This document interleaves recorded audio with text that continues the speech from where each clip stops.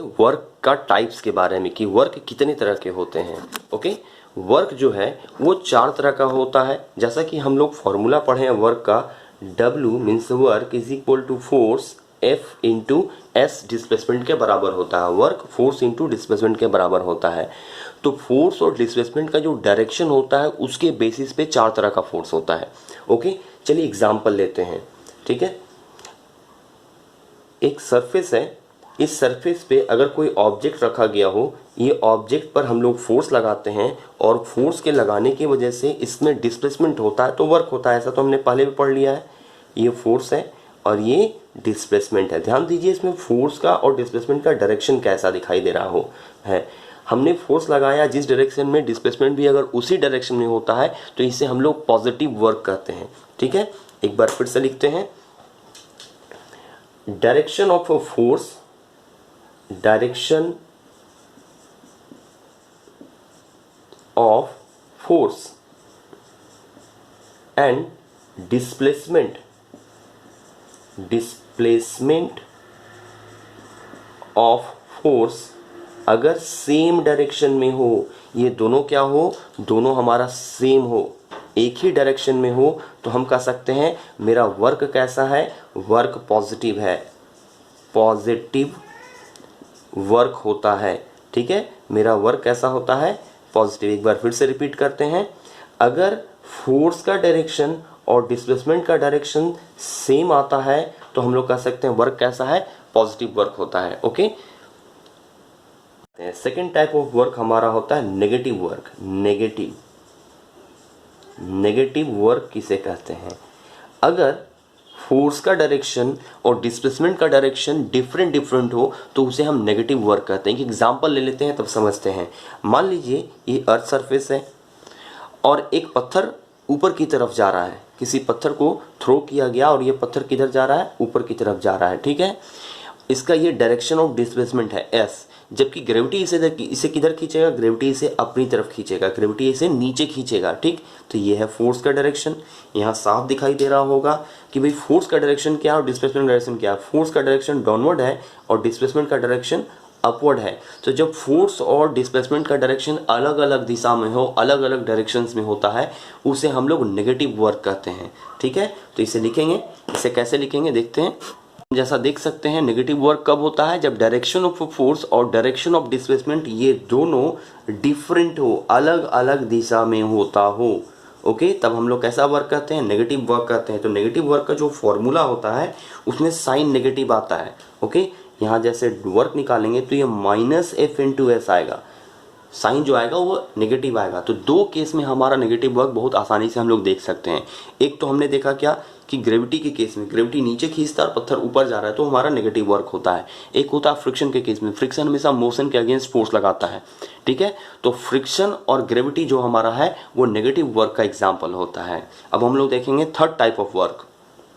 Third type of work जो होता है वो जीरो वर्क होता है। जीरो वर्क कब होता है, जब हमारा फोर्स का डायरेक्शन और डिस्प्लेसमेंट का डायरेक्शन एक दूसरे के परपेंडिकुलर हो। ठीक है, यहां लिख देते हैं direction of force is perpendicular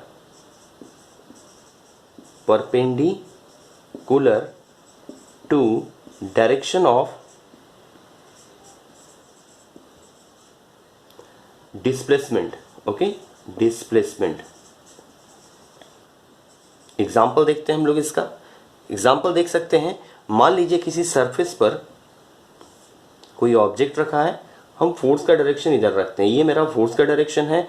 क्या ऑब्जेक्ट इधर मूव करेगा? बिल्कुल नहीं करेगा। क्या ऑब्जेक्ट इधर मूव करेगा? बिल्कुल नहीं करेगा। आप ऊपर से किसी चीज को दबाइए तो वो साइड बाय साइड तो मूव नहीं करेगा। ठीक है, इसलिए इसमें वर्क जब हो रहा है और डिस्प्लेसमेंट नहीं हो रहा है तो हम लोग जानते हैं W is equal to f into s. Force हम 10 न्यूटन का लगाए और ऑब्जेक्ट मूव भी नहीं किया, जीरो हो गया, तो ओवरऑल वर्क क्या होगा? जीरो होगा। कब जीरो होगा? ध्यान दीजिए, जीरो वर्क कब होगा? जब डायरेक्शन ऑफ फोर्स और डायरेक्शन ऑफ डिस्प्लेसमेंट एक दूसरे का क्या हो? परपेंडिकुलर डायरेक्शन में हो, उसे हम लोग जीरो वर्क कहते हैं। ओके, टाइप ऑफ वर्क पढ़ेंगे जो लास्ट टाइप है। इसमें हम लोग क्या देखते हैं, इसमें फोर्स और डायरेक्शन के बीच में एक एंगल होना चाहिए। ठीक है, फोर्स एंड डिस्प्लेसमेंट के बीच में डायरेक्शन होना चाहिए। सॉरी, फोर्स एंड डिस्प्लेसमेंट के बीच में एक एंगल होता है। इसका सबसे सिंपल एग्जांपल हम लोग लेते हैं, जो घर पे बच्चों को खेलते देखा होगा। अगर घर पे बच्चों को आपने खेलते देखा हो, मान लीजिए कोई खिलौना है, कोई गाड़ी के शेप का खिलौना है, ठीक है, इसे बच्चे क्या करते हैं, रस्सी से बांध कर खींचते हैं, ठीक है, रस्सी से बांध कर खींचते हैं। तो ये जब रस्सी से बच्चा कोई खींचता है इसको, तो ये मेरा फोर्स का डायरेक्शन होता है, जबकि गाड़ी किधर मूव कर रहा होता है, इस साइड पे मूव कर रहा होता है। ध्यान दीजिए, फोर्स का डायरेक्शन ये है और ये डिस्प्लेसमेंट का डायरेक्शन है। इसके बीच में कोई एंगल बन रहा है जिसे हम थीटा से रिप्रेजेंट करेंगे। तो जैसा आपने ट्रिगोनोमेट्री में पढ़ा होगा या हायर क्लासेस में पढ़ेंगे, 10th क्लास में ट्रिगोनोमेट्री पढ़ेंगे कि जब दो एंगल बनता है उसके बीच का एंगल को थीटा कब कहते हैं ट्रिगोनोमेट्री में, जब ये राइट एंगल ट्रायंगल हो। तो इसे हम ऐसे ड्रॉ करते हैं, ये मेरा हाइपोटेनियस हो गया, ये मेरा परपेंडिकुलर हो गया, ये बेस हो गया। तो हाइपोटेनियस और बेस के बीच का एंगल को हम लोग कॉस से रिप्रेजेंट करते हैं। इसमें वर्क का फॉर्मूला क्या होगा, इसमें वर्क का फॉर्मूला होगा force into cos theta into S, यानी कि डिस्प्लेसमेंट। ओके, ये हमारा होता है फोर्थ टाइप ऑफ वर्क। इसमें क्या लिखते हैं हम लोग, ध्यान दीजिए, वर्क जो होता है वो फोर्स और डिस्प्लेसमेंट के बीच में एक एंगल पर हो रहा होता है। वो एंगल को कैसे रिप्रेजेंट करते हैं, कॉस थीटा से रिप्रेजेंट करते हैं। कॉस थीटा एंगल को रिप्रेजेंट करता है, ये एंगल आपको यहाँ दिखाई दे रहा होगा थीटा।